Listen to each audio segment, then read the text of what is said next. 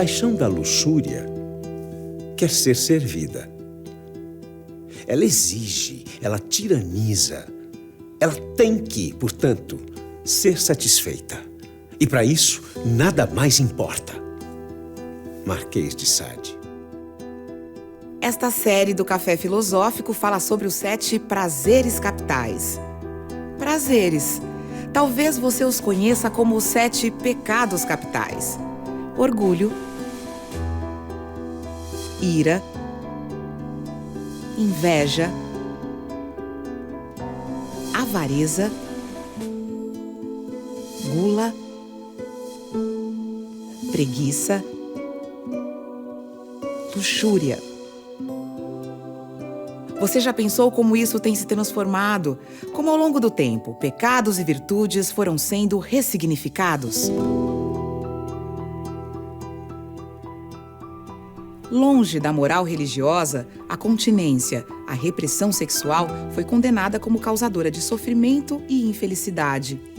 A suposta liberdade sexual dos dias de hoje nos fez mais realizados e felizes?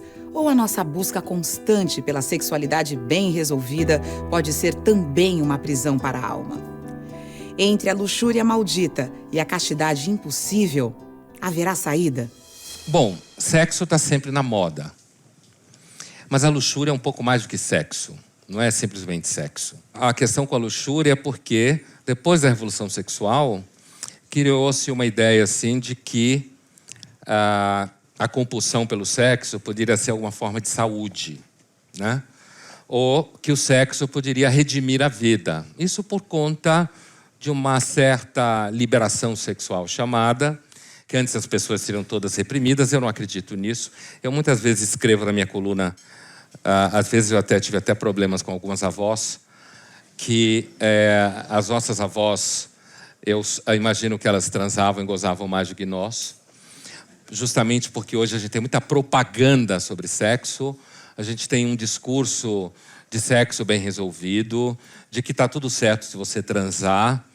E a minha hipótese sempre é que quem acha que sexo salva a vida é porque, na realidade, não faz sexo. Então, idealiza. Porque uma pessoa que tem prática sexual sabe que, primeiro, isso está dentro do cotidiano, né? É uma coisa que você faz dentro do seu cotidiano. E a luxúria é uma coisa séria. A luxúria sempre destrói a paz em nossa alma. Amados, insisto em que, como estrangeiros e peregrinos no mundo, vocês se abstenham dos desejos carnais que guerreiam contra a alma. Pois a carne deseja o que é contrário ao espírito, e o espírito o que é contrário à carne. A luxúria é uma coisa que invade sua alma, né? Nós vamos passar umas cenas aqui que falam de desejo heterossexual. Você imaginando como o nosso personagem que a gente vai ver, você vê uma mulher e você começa a ser meio que devorado pela imagem dela e você começa a querer entrar no corpo dela com os olhos. E aí a gente tem a impressão que o objeto que está de alguma forma sofrendo essa pressão é só a mulher, no caso desse desejo masculino pela mulher. Mas não, a pessoa que sofre a luxúria, a vida dela vai saindo do ordenamento natural, ela vai tendo problema para trabalhar, não basta só fazer sexo real, nas horas vagas tem que ver filmes, imagens, fotografia.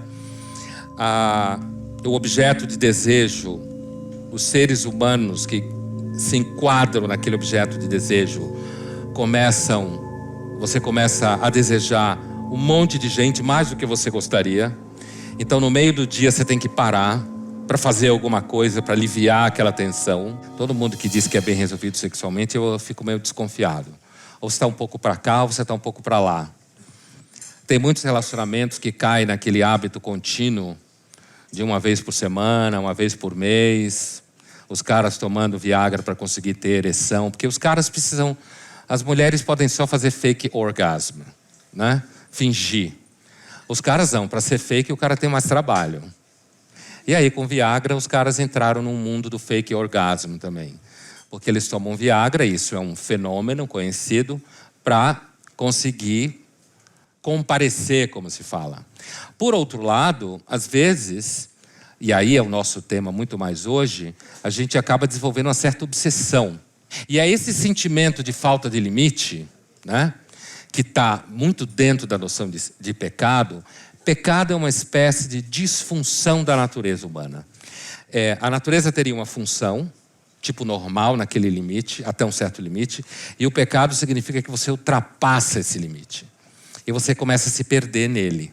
Então você entra num âmbito assim onde esse tipo de vício no sexo, o vício de sexo não precisa ser sexo violento, pelo contrário, ele pode tanto se manifestar numa obsessão por garotas de programa, que a garota de programa, ela é ideal porque, mesmo que você pague 2 pau pela noite, você só vai gastar 2 pau na noite. Certo? Depois que acabar a noite, acabou. Né? Esse é o segredo da garota de programa. Né? O vício em sexo com mulheres que não são garotas de programa é um vício em sexo mais perigoso. Porque, e eu digo isso para a gente compreender bem, a minha ideia hoje é passar para vocês assim, existe uma questão com a luxúria, que é a ideia de que a gente pode ter luxúria saudável. Não existe luxúria saudável. Não existe. Você pode ter uma vida sexual ativa, razoável, mas a luxúria nunca é saudável. Porque a luxúria sempre destrói, de alguma forma, um certo padrão do cotidiano. Né? Ela esvazia as outras coisas de sentido. As outras coisas comparadas, essa é a ideia de pecado, né? Mas no nosso caso da luxúria, ela esvazia, o resto vai perdendo valor. E você vai começando toda a sua alma, todo o seu pensamento vai se tornando uma obsessão. E aí, quando você olha, por exemplo, para a mulher, em 2 minutos você já começa a vê-la como objeto sexual.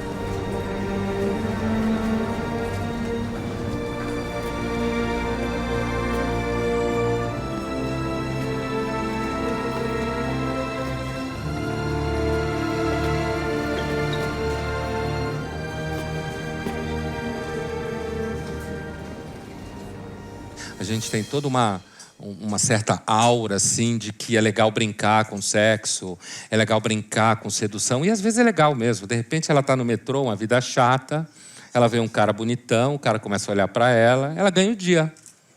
Né? Ele não disse para ela gostosa, mas ela sabe que ele estava pensando isso. E ela vai para o trabalho mais feliz, afinal de contas, essa é uma das coisas que o pecado faz. Né? O pecado tem uma coisa que é assim, numa certa medida, ele deixa a vida mais encantada. E o sexo é uma das coisas que mais deixa a vida encantada.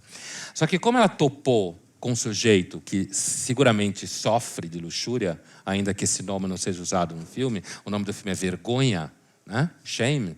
Mas quando ela percebe, à medida que a cena vai seguindo, ela vai percebendo que ele não está brincando, não.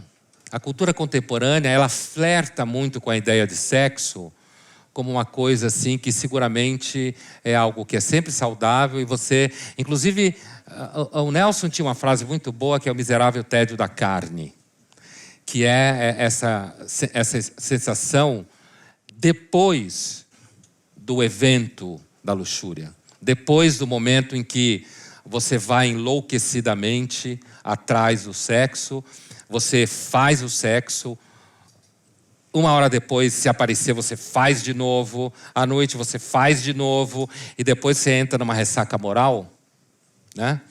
E com aquele sentimento que é típico de pecado, de vício, que eu acho fundamental eu acho que só devia discutir moral em filosofia quem tem algum vício. Pessoas santas deviam se calar sobre o assunto. Se calar. Pessoas que têm uma vida organizadinha, certinha, que não têm nenhuma experiência de acordar de manhã e dizer: eu jurei que eu não ia fazer.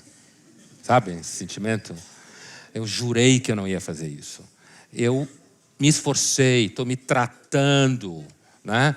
Estou lendo livros sobre o assunto, pessoas que conseguiram superar o problema. E aí no dia seguinte você acorda com álcool também, para quem tem vício em álcool, né? Qualquer vício ou qualquer pecado na linguagem antiga, né?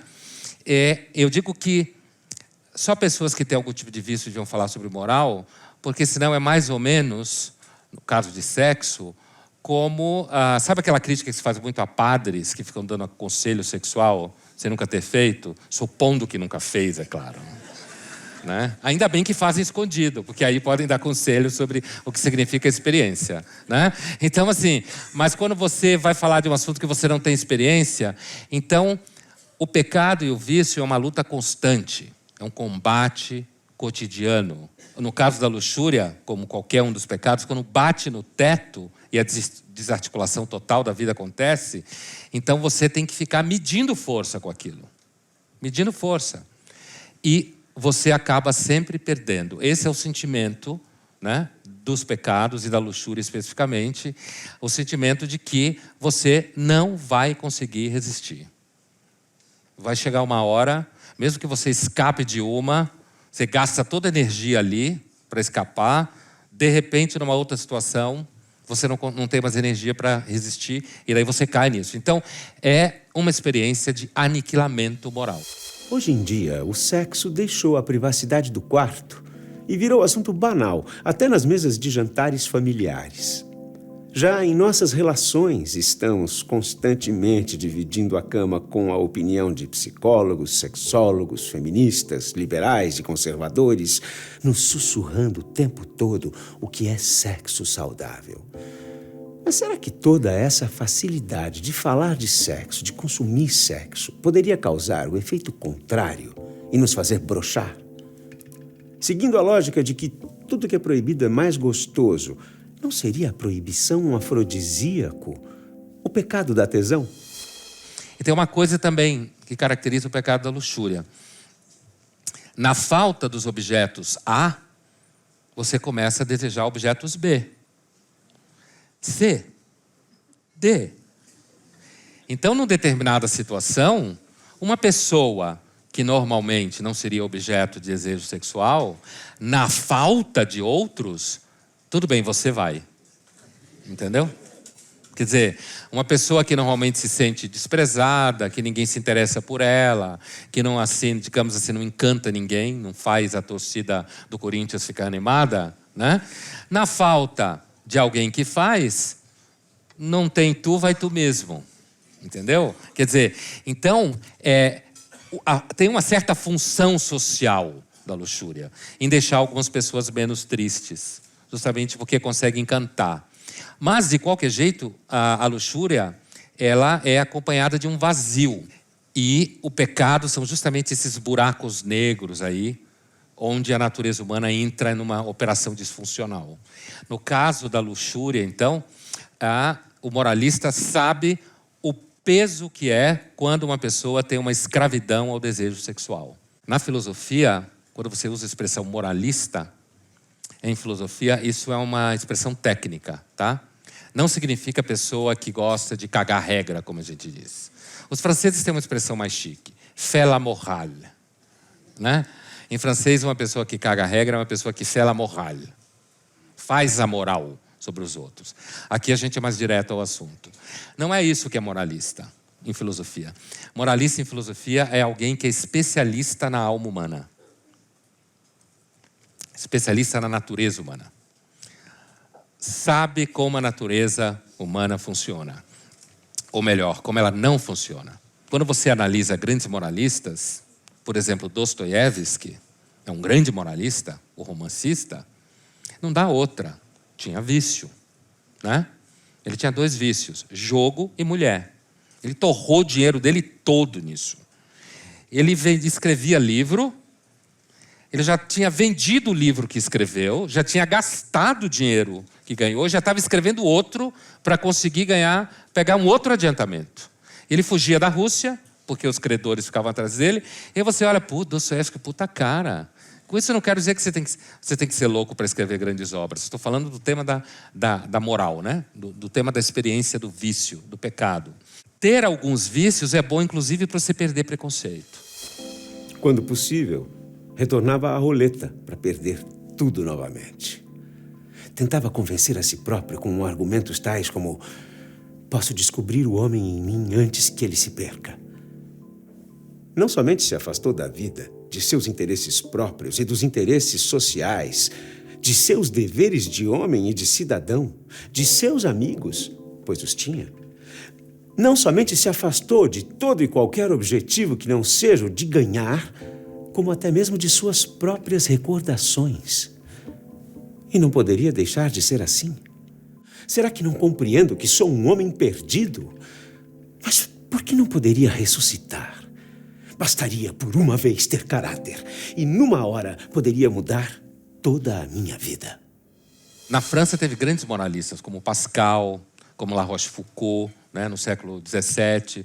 O Pascal era viciado em jogo, né, ele era tão viciado em jogo que ele inventou cálculos matemáticos e, com isso, estabeleceu as bases do cálculo de probabilidade, cálculo infinitesimal, só porque ele queria descobrir um jeito de perder menos dinheiro no jogo de dado, certo? Então, assim, a obsessão era tanta que a inteligência dele era consumir. Ele conseguiu fazer isso. Como ele era gênio em matemática, ele fez, né? Desenvolver métodos para cercar a contingência, como a gente fala, a sorte. Ver como que você pode ter o mínimo de certeza que o dado, qual é a probabilidade do dado cair naquela posição. Então, quando eu dizia que a filosofia moral, a reflexão sobre pecados é necessário, é importante que você... A experiência dos vícios, primeiro ela constrói uma humildade. Porque você sabe que você não consegue se controlar. É meio miserável também, né? Se a gente vê no cinema, vê na literatura, é uma experiência de miséria ao mesmo tempo. Mas nada como uma experiência de miséria para você descobrir o quanto você não deve ser metido à besta. O problema das pessoas que não têm vícios é que elas acabam ficando meio metidas à besta. Porque elas se acham puras. Eu desconfio de gente pura. Todo mundo mente sobre sexo. Hoje mais do que antes, eu tenho certeza. Eu tenho certeza que a gente mente hoje mais do que antes. E por uma razão. Porque a gente tem que projetar a imagem de que a gente é resolvido. De que nessa área, nossas mães eram super reprimidas. Meu amigo Pondé, é um prazer tratar da questão da luxúria, tema que seus escritos, tema que a sua reflexão desenvolve longamente ao longo dos últimos anos, como eu lhe conheço. O fato de que as pessoas hoje têm uma relação aparentemente mais livre com a sexualidade, exercem a sexualidade com menos culpa, com mais frequência, com mais, inclusive, superficialidade dentro da noção do mundo líquido do Zygmunt Bauman. Será que ter muito sexo, falar muito de sexo, sem senti-lo de fato, é uma forma nova de castidade e de repressão? Então, meu amigo carnal, a gente pode dizer que hoje falar da liberdade sexual seria uma nova forma de castidade, no sentido que a Igreja Católica interpreta, no sentido mais pastoral, que é contenção do sexo. Assim que é, o Leandro está perguntando. Então, castidade como forma de repressão. Então ele me pergunta assim, será que porque a gente faz sexo hoje com menos culpa, e o sexo, de alguma forma, foi um pouco separado da noção de sem vergonhice, ou daquela noção de vergonha, né? A ideia, tipo, a figura da mulher como alguém que é capaz de falar da sua sexualidade de modo mais livre e dizer que está a fim de transar. Primeiro, eu duvido. Eu acho que a gente transa hoje menos do que se transava há 1000 anos atrás. É tudo hipótese, hein? Porque não tem pesquisa, né? Ninguém vai conseguir provar isso. É por isso que ele me pergunta isso. Porque ele sabe que a minha resposta é sim. Por isso que ele me perguntou isso, né? Ele sabe que a minha resposta é toda essa discussão, essa ciência sexualis que tem por aí, né? Toda essa tentativa de normalizar o sexo, dizendo que, então, se você se aceita e se você pratica, é claro que se a gente retira um pouco, algumas pessoas podem sofrer muito com relação a essas taras sexuais, mas o pecado dá tesão. Aí que tá. Não pode, tá errado, não pode ser com ela, não devia estar acontecendo isso. Todo mundo sabe disso. O pecado no sentido de que uma nota desafinada, uma coisa fora da regra. E quando eu digo isso, veja, eu não estou dizendo isso no sentido de que então vamos todos pecar porque a gente vai ser feliz. Não, isso que eu estava falando da luxúria, nada. A experiência da luxúria, como de todo vício, é uma experiência de vício. Detona você, a sua vida, você vai fazendo uma ginástica para manter a sua vida de pé. Então não é isso de, uou, vai ser legal. Não. Mas o que o Leandro fala, me pergunta, então, essa coisa de todo mundo falar de sexo, ter sexólogas que ensinam a você a lidar melhor com seus conteúdos, e de que todo mundo conversa e sexo aparece em tudo quanto é lugar. Então, assim, o Nelson tem duas imagens que eu acho que respondem bem à questão do Leandro. A primeira é a seguinte: nos anos 70 existia um guaraná chamado grapete. Lembra? Né? Quem já existia nessa... Lembra do grapete? E aí tinha um cara que vendia grapete em Copacabana. O Rui Castro, na vida do Nelson, tirou, inclusive, uma foto de um vendedor de grapete em Copacabana, com duas gostosas de biquíni passando aqui do lado dele. Né? E o Nelson dizia assim, os jovens hoje, lá, jovens meninos, tá? Ele falando de meninos, homens, estão todos virando o crioulo da grapete. O que era o crioulo da grapete? O afrodescendente da grapete. Né? O Nelson seria processado. Então, assim, o que era o crioulo da grapete? Era o cara que trabalhava em Copacabana vivendo grapete, e como tinha muita gostosa, tudo de biquíni, do lado dele, assim, aos montes, então o Nelson dizia que os meninos iam ficar todos broxas. Mas ele falava que iam ficar iguais ao crioulo da grapete. Por quê? Porque ia ser tão fácil, tão evidente, tão normal, tão absolutamente normal, que eles iam paulatinamente perder o interesse pela mulher. A mulher ia começar a ficar desinteressante. Então, eu acho que isso é uma das respostas, quando a gente conversa sobre isso, que eu falo, assim, o sim, que o discurso da liberação sexual, eu acho que é uma forma sofisticada de repressão. A outra imagem do Nelson, para terminar a pergunta do Leandro, é o título da peça dele, Toda Nudez Será Castigada. A toda nudez será castigada, no Nelson, então essa ideia de que a nudez, para valer, tem que ser castigada. Castigada não... E veja, não é, tem que chicotear, não, só se gosta, mas não é isso que eu quero dizer. Não tem que bater e maltratar, não é isso. Mas a ideia da liberação sexual, a ideia de que a sexualidade é uma questão política, que é uma questão ideológica, que é alguma coisa que a gente descobre a forma e que quanto mais a gente falar que ninguém tem culpa, às vezes não tem coisa melhor do que você transar com uma pessoa morrendo de culpa.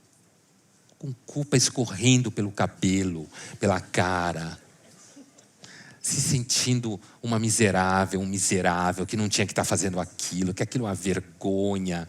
Como que você faz uma coisa dessa? Então, Leandro, acho que sim. É uma nova forma de repressão, sim. Nunca se desejou tão pouco. E repito, nunca a mulher foi tão secundária para o homem, nunca o homem foi tão secundário para a mulher. Nunca houve um carnaval tão triste, porque nunca houve um carnaval tão nu. Dirá alguém que minha obsessão pela nudez é uma fixação infantil. Não sei se infantil, mas é uma fixação. Os jornais e os locutores vão falar em alegria, alegria. Realmente não houve tal. Nada mais triste do que a nudez sem amor. Mas o nu é sempre belo, dirão alguns. Nem isso, é feio. E repito, sem amor é feíssimo. Sendo a luxúria uma maldição, porque nos escraviza na busca pelo prazer que nunca é pleno, seria então o amor o remédio para o vazio da nossa alma? Ou seria o amor apenas uma outra ilusão? Os libertinos querem morrer de prazer. Os românticos querem morrer de amor. Qual seria, afinal, a melhor forma de viver? A luxúria é poderosa e sedutora, naturalmente egoísta, oposta ao amor. Como encontrar esse oposto? Se você falou de obsessão, de compulsão, o autoconhecimento seria o caminho do meio, ao equilíbrio? Olha, eu sou super a favor de terapia. Sério? Vocês estão rindo, estou falando sério. Super a favor de terapia. Acho que ajuda em muitos casos. Para falar um pouco do autoconhecimento. Acho que ajuda. Psicoterapias, psicanálise, todo esse pacote de coisas aí. Mas, assim, eu não acho que o autoconhecimento, pela ideia de que porque eu vou me conhecer eu vou ficar melhor, eu acho que a terapia, o valor dela está justamente em você olhar coisas de outro ponto de vista. Aquilo que os psicólogos chamam de que lugar você está falando isso, sabe? O Aristóteles, inclusive, quando fala de vício e virtude, ele diz que a virtude não é... Porque, para o Aristóteles, a virtude está entre dois opostos, né? Por exemplo, você é muito pão duro ou dilapida o patrimônio ajudando tipo Madre Teresa do Calcutá. A generosidade está no meio. Você é um maluco doido que não leva em conta risco, você é temerário, ou você é um puta de um covarde. No meio está a coragem. Mas esse meio não é meio aritmético. Você não sabe? Eu não acredito na história do caminho do meio. Porque a gente não sabe os extremos. Pelo menos eu não sei. Os extremos são infinitos, cara. No caso da luxúria, é infinito. Da pessoa que tem um desejo sexual hiperexcitado, como ela vai estabelecendo um certo controle ao redor dela. Ela vai encantando as pessoas ao redor justamente por esse desejo. Quem tem um vício pesado, uma experiência assim, heavy metal, deve procurar ajuda, assim. Porque não dá para segurar sozinho, tem que procurar. Acho que uma psicoterapia, procurar um profissional, gente que entende do assunto, pode ajudar. Li a tese daquele escritor Denis de Rougemont, no livro História do Amor no Ocidente, em que ele fala que os românticos inventaram a puta de uma neurose, que é esse negócio de amor romântico, as pessoas ficam acreditando em amor romântico, achando que elas vão encontrar a tampa da panela, sei lá, essas coisas assim, e que elas vão ser super felizes. Os românticos acabaram com a nossa vida, de certa forma, né? E os românticos, eles pegaram a literatura medieval de amor, cortês, como se fala, do século XII e XIII, e eles, o que os medievais consideravam uma espécie de doença, e eles escrevem maladie de la pensée, eles falam assim, francês medieval, uma doença do pensamento, o amor. Você fica obcecado pela pessoa. Você fica obcecado, você quer saber o que ela está fazendo agora. Você fica imaginando como é que é o corpo dela por baixo do vestido, como é que ela dorme, o que ela pensa, o que ela sonha. E você vai ficando obcecado. Isso é a descrição do amor medieval, tá? Os românticos do século XVIII e XIX, eles capturam esse tipo de narrativa, só que eles criam uma ideia de que todo mundo vai experimentar o amor romântico. E pior, de que é bom, de que é feliz, de que dura, de que está sempre aí. E os românticos, então, esse autor, Denis de Rougemont, que eu citei, ele escreve um livro para dizer, olha, eles criam uma puta neurose, porque agora fica todo mundo nessa agonia, todo mundo acha que tem que amar. E que quando você encontrar isso, a vida vai ficar maravilhosa. Não, segundo os medievais, quando você encontrar isso, você vai ficar obcecado. Porque aquela pessoa por quem você se apaixona é justamente aquela que te atormenta. Os psicanalistas concordam com os medievais. Amou alguém, pode saber que é ela que vai te infernizar. Aquela pessoa não é aquela que tira seu sono, que tem a frase que te irrita, que consegue tocar naquela nota que faz você sentir um lixo, que de repente te levanta lá em cima. É uma doença. A palavra é paixão. Paixão vem de patos, do grego. Patos, doença, patológico. É uma doença. É assim que os medievais falavam. É tipo assim, olha, Cântico dos Cânticos, né? Livro bíblico que fala disso. Filhas de Jerusalém, não despertem o amor do seu sono. É um inferno. Aí os românticos do século XVIII e XIX foram lá e disseram, não, é super legal, é uma coisa, tipo assim, faz parte dos direitos humanos. Todo fazer isso porque é uma pergunta assim um pouco obscena. Mas se eu fizesse essa pergunta, certo? Levante a mão. Não estou fazendo, tá? Ninguém levante a mão, tá? É sério. Se eu perguntasse, levante a mão, quem não acredita no amor romântico, quem levantasse a mão, eu tenho certeza que as pessoas do lado iam olhar meio assim, ó. Você tem problema, né? Como assim? Você não acredita no amor romântico? O poeta Vinícius de Moraes foi fiel ao amor, mas também manteve-se devoto da libertinagem. Essa mulher que se arremessa, fria e lúbrica aos meus braços e nos seios, me arrebata e me beija e balbucia versos, votos de amor e nomes feios. Essa mulher, flor de melancolia, que se ri dos meus pálidos receios, a única entre todas a quem dei os carinhos que nunca a outra daria. Essa mulher que a cada amor proclama a miséria e a grandeza de quem ama e guarda a marca dos meus dentes nela. Essa mulher é um mundo, uma cadela, talvez, mas na moldura de uma cama. Nunca mulher nenhuma foi tão bela. Qual seria a ilusão pior? Querer morrer de amor? My love, death that hath sucked the honey of thy breath hath had no power yet upon thy beauty. Ou tentar viver pelo prazer? My darling Eugenie, dainty morsel, get on your back. Let's try it dorsal. Mas não seria a castidade a maior impossibilidade de todas? Não seria o desejo pela castidade a maior de todas as perversões? A castidade, que não é a mesma coisa que virgindade, né? Na tradição teológica, você não precisa ser virgem para ser casto. Na realidade, a castidade descreve um tipo de relação com algo em que a relação não caiu em pecado. Essa é a ideia da castidade. Então, ser casto numa vida marital ou numa vida sexual é você não transformar a vida sexual em mero objeto físico. Entende? Quer dizer, é você fazer sexo com amor, como se fala aí na boca do povo. A gente não fala isso, sexo com amor?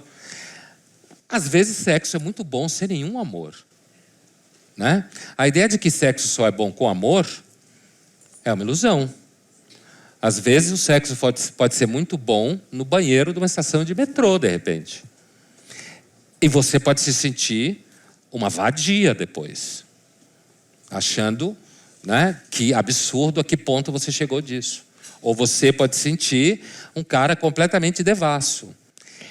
Então, essa desarticulação da luxúria está exatamente aí. Quer dizer, o sexo pode se transformar numa coisa absolutamente deliciosa e completamente destrutiva de você como pessoa.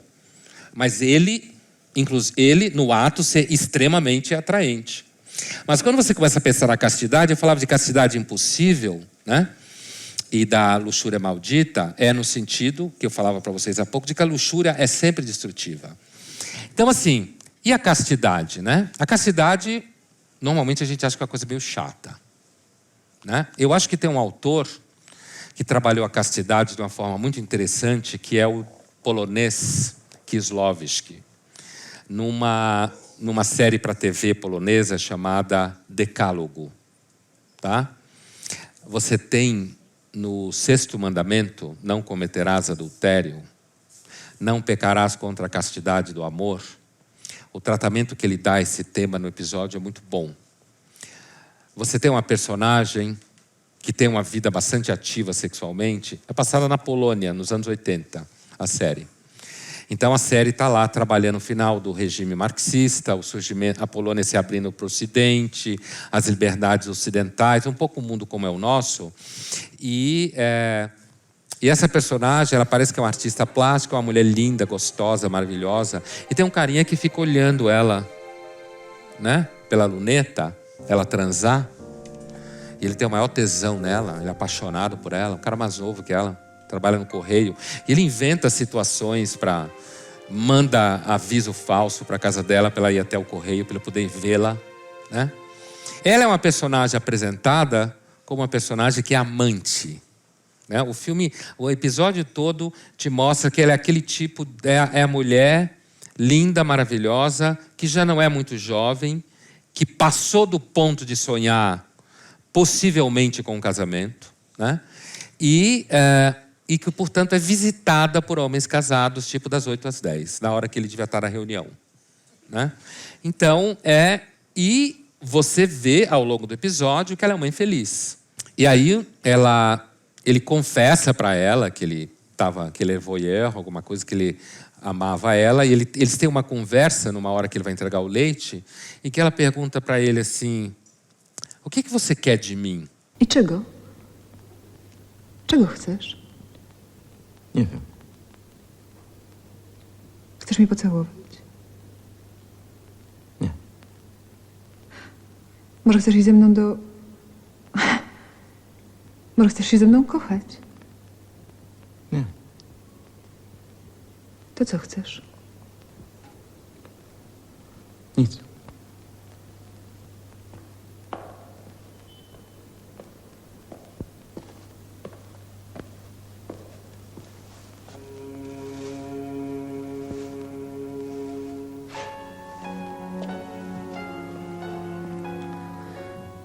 Czy mógłbym panią zaprosić do kawiarni? Na lody. Como assim tomar um sorvete? É tipo passear de mão dada no shopping, uma coisa meio assim, né? Romântico, amor, né? Então, o cara não sabia nada, era um zero, assim, virgem total, né? E ela vai ensinando para ele. E aí ela vira para ele e diz assim: olha, não existe amor. Amor não existe. Você está enganado. Amor é uma ilusão. Ela não sabe o que significa você desejar estar com a pessoa, não porque você quer fazer algo com ela de forma imediata. Do tipo, vamos transar? Não. É como se você tivesse vontade, antes de tudo, de estar na presença daquela pessoa. Você quer estar do lado dela, mesmo que esteja calado. Você quer fazer coisas junto. Você quer aquilo que se chama no cotidiano dividir a vida, né? E junto com isso, o sexo, o gozo, o orgasmo e tudo que vai junto. Mas não é isso que, digamos, preside a relação. O rapaz, ele está apaixonado por ela, e isso aparece no episódio. Por quê? Porque ele não sabe o que ele quer fazer com ela. E ela pega ele, leva para a casa dela, põe a mão dele nas pernas dela, e à medida que ele vai avançando, ele goza, né? Absolutamente virgem, né? Acontece isso, né? E ela pergunta: acabou? Gostou? É isso que é o amor. Fica claro o ressentimento dela, o rancor que ela tem, de como se ela quisesse humilhar o rapaz e dizer para ela: você é um idiota, como que você acredita em amor? E obra de televisão, audiovisual, é a melhor obra que eu conheço sobre moral, na totalidade dela. A forma como o autor vai trabalhando cada um dos mandamentos. Esse é o mandamento: não cometerás adultério. Você pergunta: mas como assim? Cadê o adultério? Tudo bem, ela é amante de caras casados, mas até aí não é ela, né? Se ela fosse casada, ela estaria claramente no adultério. Mas o adultério aí, o Kieslowski, ele interpreta o adultério de uma forma que é possível interpretar, não só no sentido de eu ser casado e sair com outra mulher, mas no sentido de eu pecar contra a castidade do amor. O que é pecar contra a castidade do amor? Ela não sabe o que é o amor. Ela peca contra a castidade do amor. Porque, como ela é infeliz, como ela investiu na ideia de que ela poderia ter uma vida sem vínculos, ela viveu toda uma vida em que ela ela acreditou que não precisava fazer vínculo. E nós temos, há algumas décadas, todo um discurso sobre não fazer vínculos. Inclusive um discurso dizendo que fazer vínculos é coisa de gente reprimida. Se os românticos criaram essa doença, está criada. Nós sofremos quando não temos experiência amorosa de vínculo. A gente sofre. O sentimento de solidão, de desvalorização. O fato é que nós sofremos quando não temos vínculos. Mesmo que não vale a pena, no sentido de que dá errado em algum momento. Isso que eu quero dizer. E de que em algum momento, no final, não acontece do jeito que você queria que acontecesse. Então, a castidade, talvez ela seja impossível.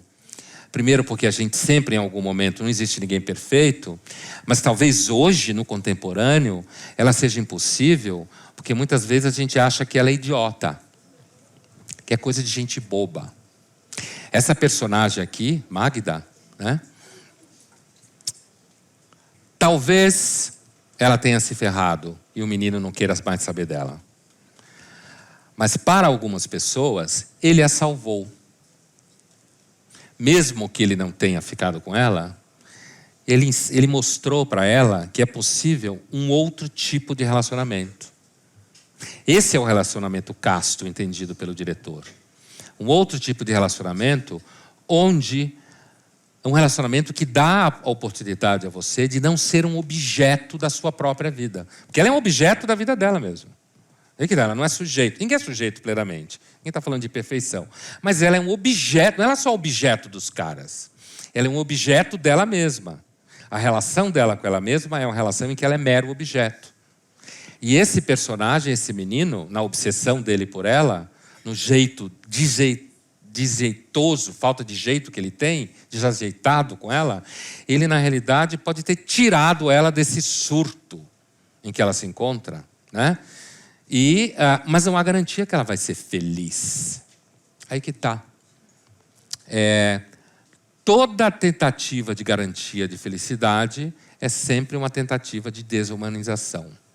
A experiência de intimidade é uma experiência meio suja, né? Só que essa sujeira não é só sujeira no sentido de fluidos sexuais.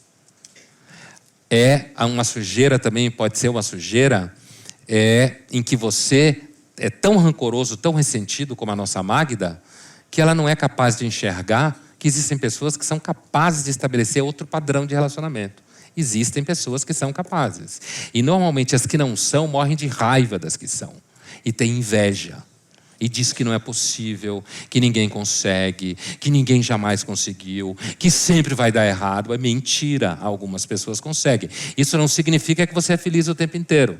Então, no final das contas, fechando a nossa ópera aqui, a ideia da castidade impossível e da luxúria maldita primeiro, a luxúria é sempre destrutiva, mas é deliciosa. Por isso ela é destrutiva, né? Num dado momento ela desarticula todas as relações. Não é uma brincadeirinha de site sadomasolite, certo? E a castidade, talvez ela, mais do que nunca, ela seja impossível na nossa época. Mas não acho que é impossível. Mas mais do que nunca, talvez ela seja rara na nossa época. Rara porque a gente acha que existe uma luxúria saudável. E rara porque, no fundo, talvez nunca tenha existido uma época onde as pessoas têm mais medo de estabelecer vínculo. A luxúria foi representada na Divina Comédia de Dante Alighieri, no terraço mais próximo do paraíso. A luxúria nos é deliciosa, mas nos consome e nos corrompe. Já a castidade parece inatingível. Entre a luxúria maldita e a castidade impossível, encontraremos nós o difícil equilíbrio, o caminho do meio? A série do Café Filosófico 7 Prazeres Capitais, Pecados e Virtudes Hoje, você encontra no site da CPFL Cultura. Agora, acho que pode existir sim uma obsessão de luxúria por uma mulher só. Claro que existe. Às vezes a gente não chama isso de luxúria, só chama de um amor louco e uma paixão louca, né? Mas seguramente você pode enquadrar no pecado